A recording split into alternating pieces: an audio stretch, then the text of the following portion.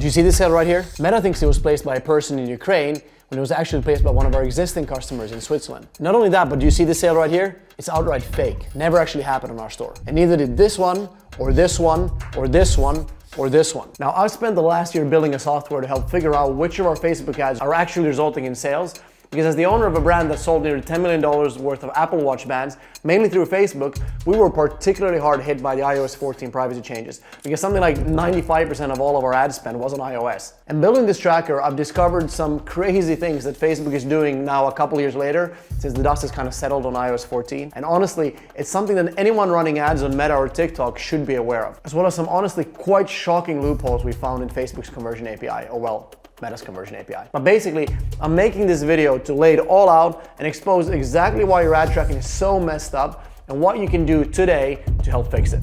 So first, let's start by looking at, in plain English, what did the iOS 14 privacy update actually do to everyone's Facebook ads, including yours? I can almost guarantee you it's not what you think. So, as a real quick recap, in April 2021, Apple forced every app on the App Store who wants to track any of their user behavior outside of their app to first ask permission, with that permission defaulting to no. Basically, it'll be set to disabled unless that user specifically says allow when prompted by Facebook or Instagram, or any other app for that matter. And that's if the user even allows you to ask. Now, we started off looking like up to 96% of iOS users say no to tracking, but over time rates have improved to something like 75% of people in social apps saying no. But that's across all social media apps. So with Facebook's shitty reputation on privacy, I'm guessing it's something like 80% at least who say no to Facebook and Instagram. And this is the root of all the tracking issues you're having right now. It's not ad blockers, just the basic conversion API that comes standard with every Shopify store essentially solves that already. So the first thing that Facebook, you know what, screw it, I'll just call it Meta from now on. The first thing that they lost is the IDFA, which is just a unique ID of the device that your customer is on right now. Now, a lot of articles when this first was happening, and even still, they're all focused on the IDFA, but this is actually not the big difference maker. At least not in e-commerce. And the reason is, already without the IDFA, Meta is quite good at matching a buyer on your store to a person on their platform. For example, let's say I, Robin Westerling, I clicked on a Facebook ad for our watch bands, and now, a day later, I placed an order on our Shopify store, longmodon.com. Now, Shopify's built-in God, I want to say megapixel so bad. They're built-in I say it again. Their built-in metapixel and conversion API, if you set sharing to maximum, which most people do, it automatically sends Meta information that, hey, Robin Westerling with IP address 12123.169. Email robin@adbright.io. Maybe I even added my phone number at checkout, so 12369699696. That is my actual phone number, by the way. This is a device, operating system, and browser combo, also known as what's my user agent, which we'll come to that later. But even more importantly, Shopify sends Meta that, hey, Robin came to Longmodon with this unique click ID in his URL. Now, that's the unique ID of the exact click of an ad that I made yesterday. And inside Meta's database, that unique click ID basically tells Meta that, oh, okay, we know who this was. This was Robin. He clicked on this ad at 3:52 p.m. on Thursday, the 19th of October, 2023. So if Shopify sends Meta a click ID, it's basically game over. Even if Meta didn't find me in their database using any of the other personal information like my name or my email or IP address that I make on longmodon.com, they can use that click ID. They can instantly attribute that sale or any other event I make on longmodon.com, like an add to cart, for example. They can attribute that to me correctly every time. So that's as long as I actually clicked on the ad and landed onto our Shopify store from that ad. Now what happens if I didn't click on the ad? I just saw it in my feed and I got inspired to Google Longmodon watch bands. Now in this case, the metapixel and conversion API, and just as a quick side note here, they're both sending this information. So just the metapixel sends it directly from the browser, and then the conversion API sends it server side in the backend kind of. And then Meta just deduplicates them to make sure there's no double counting. They're basically just double dipping is what they're doing. The only way for Meta to track a sale where I didn't click onto the store directly from the ad is by sending Meta all that same information that, hey, Robin Westerling, IP address this, email this, user agent that, just placed an order, we just don't have any click ID. And then Meta checks, oh, can I find this person, Robin? Yeah, I can find him. And if they do, did we show him an ad for this company at any point in the last 24 hours?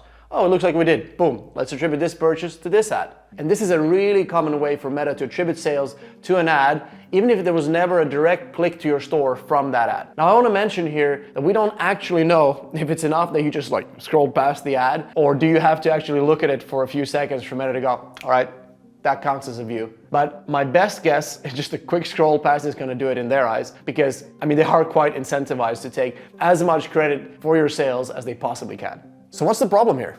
Well, this is the kicker. Apple didn't just revoke the IDFA for these no-to-tracking iOS users. Meta has to discard any purchase or any other event that comes in. That means any add to cart, a view content, an initiate checkout event, even a basic page view, whatever. If that event comes in for a user on their platform that has tracking set to disabled, Meta can't track it. This means you just went from sending Meta this about a purchase on your website to this.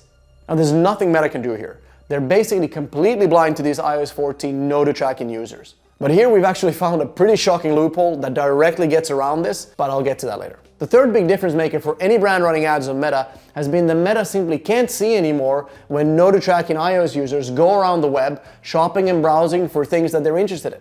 So before iOS 14, Meta could tell when I'm browsing online for Apple Watch bands on plenty of competitor websites, or when I've already bought something similar online, or I bought other accessories after seeing ads in my newsfeed. So they basically know I'm just the kind of person you should show an ad to about a luxury Apple Watch band right now. But now after iOS 14, suddenly for the majority of the biggest spending segment of people, Meta can't see anything anymore. They can only see what no-to-trackers are doing inside the Facebook or Instagram app, which basically means they can only go by what ads and pages those users are interacting heavily with inside of the app. And this actually becomes super obvious when you need to run real-life tests for a tracking software by running ads to yourself, to your own iPhone. By the way, here's a little tip. If you want to make sure that an ad that you've hyper-targeted to be shown only in a few mile radius around your home to someone exactly like you, your age, using exactly your device, the best way is to just go check out your own brands and other similar brands' pages in your niche, and then that'll start showing ads all over your feed from other brands in your niche. And then all you do is just start scrolling and clicking on every single ad, everything you can find. Click on every single ad that's related to your product. Sometimes you need to do this consistently for like a whole day, but eventually, if you're in the audience, you'll probably get served your own ad eventually.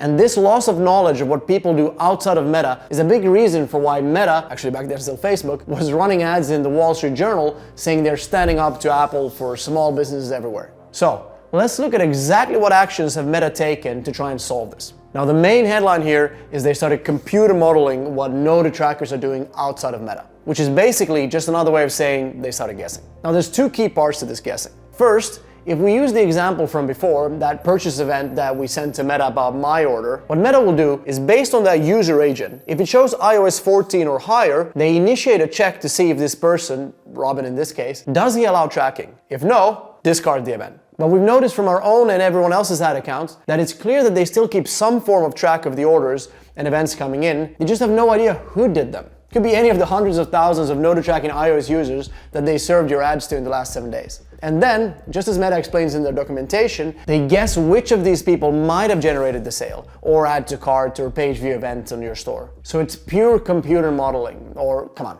it's guesswork. And as they explain here, what they do is they use the data from those 20% who do allow tracking and extrapolate what the remaining 80% who didn't allow tracking might have done in your store. And actually, looking at our own ad account, it hit me that this is also almost certainly a big contributor as to why we're nowadays getting almost all spend in an ad set with multiple ads in the ad set going to one single ad. It used to be so that you might see a split like this, where it's like 30% to the top ad, then 20% to the second, 15% to the third best, and then 10% to the next one, and so on and so on. But nowadays, more often you'll see 90% or more of all spend going to one single ad in the ad set. And this is likely heavily influenced by the fact that it's just easier for them to computer model which ad generated an important event like a purchase, if there's fewer ads running to that same audience and website and products combo. So that's just something you should keep in mind. But the second part we found is a lot more sinister, and that's the fake sales. If you do a deep dive into your sales, at least when I did for my brand, it's clear as day. Some of the purchases that Meta is reporting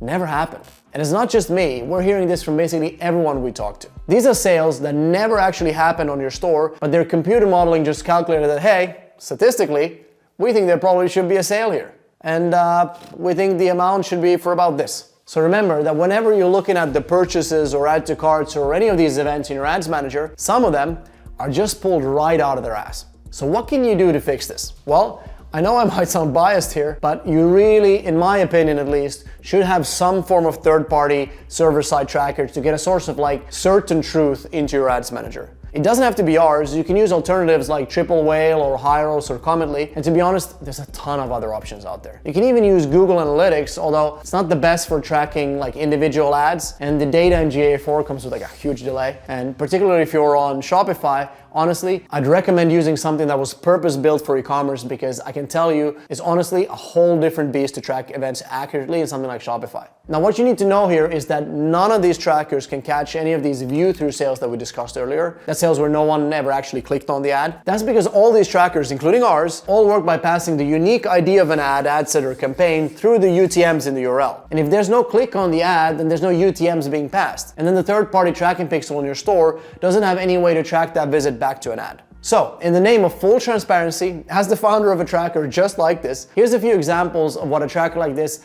cannot track. Someone sees an ad in their Instagram feed or stories and then Googles your brand, cannot track that. Or maybe a customer just enters your URL directly into their browser, especially if they already have it like pre-typed because they visited your site before, it won't track that. Another example we see is if they click onto your Facebook or Instagram profile and then they enter your website from there and not like directly from the ad, this also, it wouldn't pass any of those UTMs, so you can't track that. Then there's also now iOS 17, but this is only on Safari, and it's only when the user is in private browsing mode, and also it doesn't even affect UTMs right now. So none of these third-party trackers are even affected, at least not yet. You see, it only targets and removes that Facebook click ID that we discussed earlier, just basically wipes that off the URL. And as a side note here, it's not just Facebook's click ID, they wipe all the click IDs from all the major ad platforms. But here again, it doesn't really matter. Facebook and Instagram ads default to opening in your website in their own built-in browsers and not in Safari. So the click ID would only be removed after that if they then go and click open in an external browser. And that's only if that external browser defaults to Safari, and on top of that was last used in private browsing mode, so that it would open that URL in a private mode. But even in that unlikely case, it still wouldn't make much of a difference to you,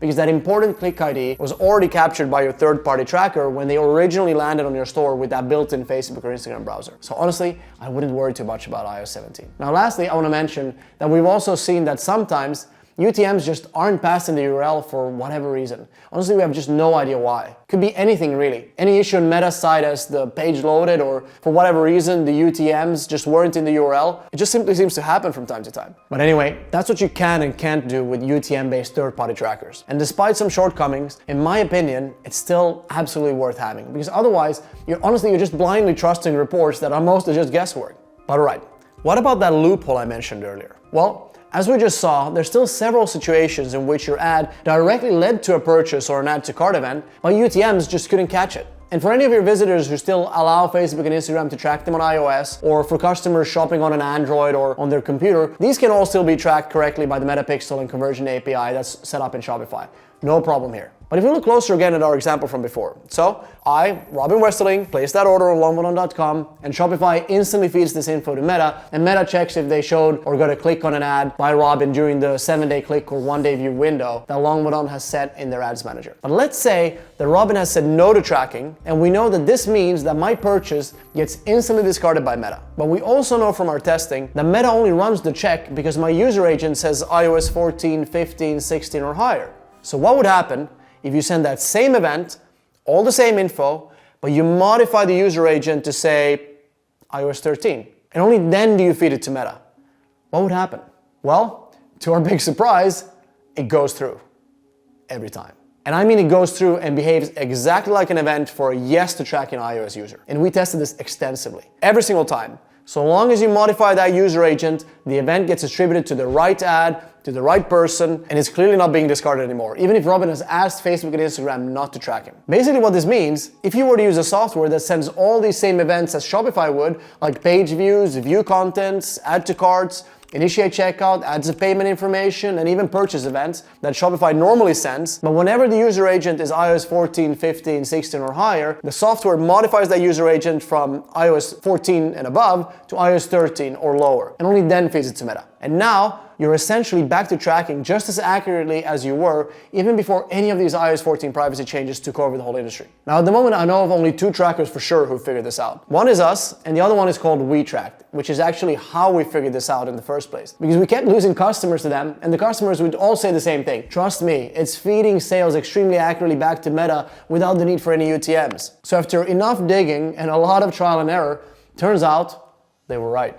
Now, I don't know these guys. They seem to have gone with the approach of just like a full-on black box. Doesn't look, at least, like they're telling anyone how it actually works and how it's being done, which is fine. That's their approach. It's completely fine. But in our case, I figured we'd rather lay it all out, explain exactly what's going on, what the implications are for your customers when you're doing this. Because not only do you not want to turn something like this on for your customers without being upfront about it in your privacy policy, but also this loophole could be closed easily by Meta at any moment. Honestly, they could solve it if they wanted to, like this. Or if they even knew about it. I don't even know if they know about it. Maybe after this video they'll find out, who knows. But at least I wouldn't put this out without being fully transparent about exactly what it does and how it works. Now, when it comes to GDPR and the California Privacy Rights Act, if your company is doing over $25 million in revenue, you'll need clear consent from users before even applying the Meta pixel in the first place. Well, for Meta, in order for them to be allowed on the App Store, Apple requires them, along with all the other apps on the App Store, to make sure they're not tracking their users' behavior outside of their platforms, if their users don't specifically give them permission to. So just based on that alone, I would imagine, especially if this practice becomes more common, they'd make sure to close that loophole and just run the check of whether that user allows tracking, regardless of what user age is being sent. So anyway, hopefully this gives you a little bit of an overview of what's going on with Meta ads and ad tracking today. And honestly, it bothers me so much that it's just such a black box, this thing, and nobody seems to really fully understand what's going on, which is why I decided to make this video